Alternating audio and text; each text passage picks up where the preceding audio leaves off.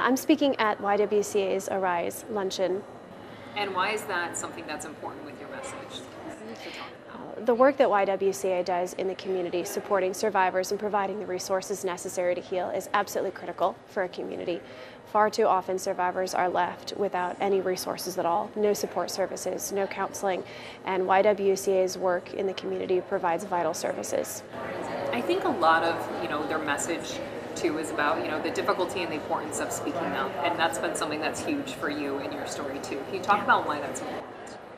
Speaking up is your best chance at hope and healing, right? If you are living in silence, if you're living in isolation, your ability to access resources and to find hope and healing after abuse just isn't there. And so to have a group like YWCA that provides trauma-informed counseling, that provides a helpline and crisis support services and advocacy services, that's really what makes it possible for survivors to be able to raise their voice, not only finding healing for themselves, but breaking the cycle of abuse that so many live in.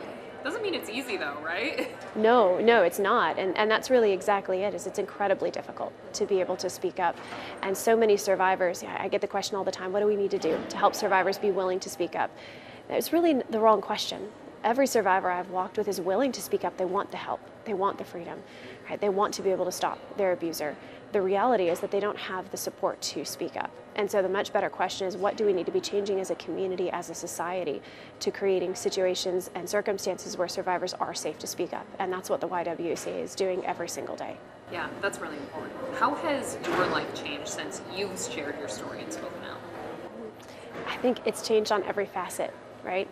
The more you begin to talk about something, the greater healing you find, the more support you find, and being able to do something about the culture of abuse that we live in is so much better than not being able to do anything at all. So it's been an incredible privilege to be able to lend my voice to the work that so many are doing and have been doing for so long in our communities.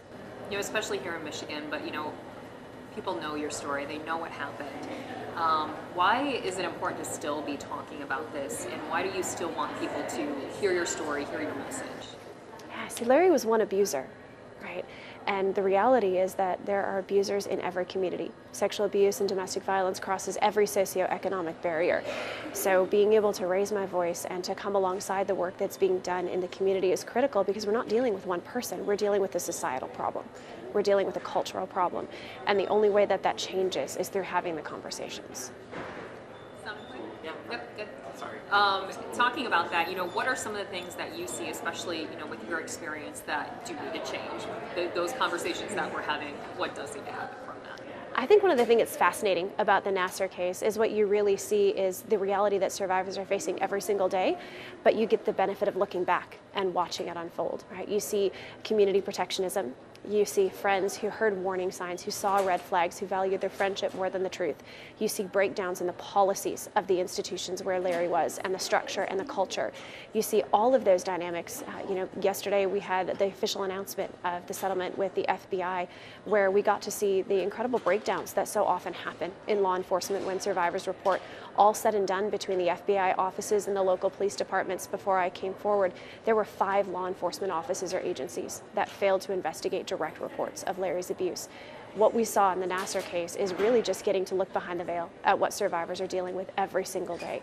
And so we need to be asking the question, what about the victim that has no voice, that doesn't have the press coverage, that doesn't have an army of 500 behind them? What are we going to do for that survivor? And what kinds of changes need to be made so that that survivor has a voice and has access to justice and hope? You mentioned that settlement. How are you feeling about that? I wasn't part of that group, but I think it's an incredible statement on a number of levels. Right? It's an acknowledgement that law enforcement failed, and failed severely with devastating consequences. It's a measure of justice. At the same time, it's a reminder of how far we still have to go, right? Because one of the things that we haven't heard is we haven't heard an apology from the individuals directly involved. We haven't heard a lot of the details about what the non-monetary reform is going to be, what changes are coming to law enforcement. And we have to start having the very hard conversation about how we hold government actors accountable for failures. Because the reality is, with our doctrine of sovereign immunity, it is almost impossible to have a level of accountability for government actors, even when their failures or direct unethical violations create devastating consequences. We have a lot of hard conversations that we need to be having as a community. Yeah, what would it feel like to get that apology, to start some of those conversations for you and for many of the other survivors? The heartbeat of every survivor is to know that what they went through isn't what somebody else is going to experience, that it's going to be done better the next time. And you can't fix what you broke going forward if you can't even acknowledge what was broken. And so that lack of apology by the individuals directly involved, the lack of specificity for what's going to change going forward, what that really communicates is it's still status quo. Right? And so while our group has had a measure of justice, and I'm deeply grateful for that, my question is, again, what happens for the survivor that doesn't have an army of 500 behind them? What happens for them? You know, one of the things, when I do these stories or talk to friends and things like that is, when we talk about survivors, we think of somebody who's like other, like it's a small group, but that is really not the case when you're talking about, sexual assault and things like this. So can you kind of talk about why, because of the scale of this, it is important to have these conversations and why, it might be overlooked. I guess just talk about the scope a little bit there. Yeah, sexual abuse and domestic violence are happening at epidemic proportions in our culture.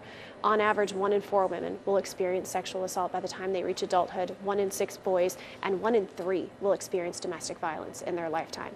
Imagine if those were injuries that you could see. Right? Imagine if you looked out your window and you could see 1 in 4 women in a wheelchair or on crutches from some kind of physical injury. As a society, we would be immediately responding. We'd be asking why, and what do we need to do to fix it, and how do we help them? We'd be asking those hard questions, but we don't do that with sexual assault and domestic violence. And I think we have to start grappling with why. And part of the why is because as a society, culturally, we actually don't care. Right? And as hard as that is to wrestle with, that is the reality. You prioritize what you care about. And we do not prioritize the safety of women and children as a society.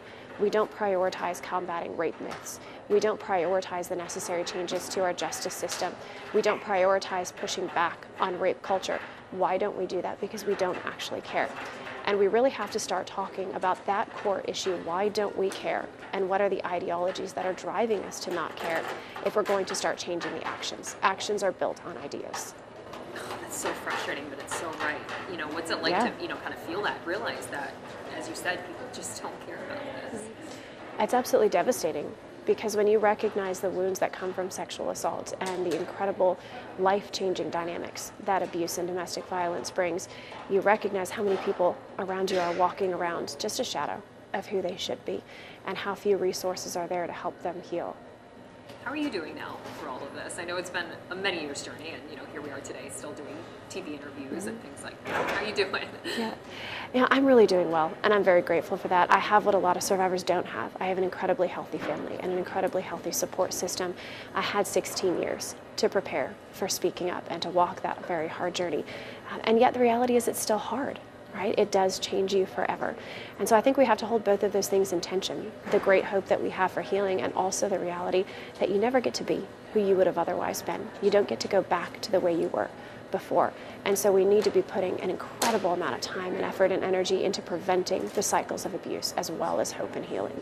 Yeah. What's it like speaking, to a group, especially here in Michigan, about this once again and kind of being here today? Yeah, it feels like coming home. Yeah, I absolutely love being back in Michigan. And again, just being able to lend my voice to the incredible work that's being done and has been done for decades by the YWCA here. I don't want to make you talk all day, because I'm sure we could, but I guess what message do you want people to take away from hearing your story again today? I want them to understand how much power they have. Right? The reality that it takes every voice, that it takes everybody's effort, and that there's incredible hope with that, because it's everybody's voice and everybody's effort coming together that really does create the change we need to see.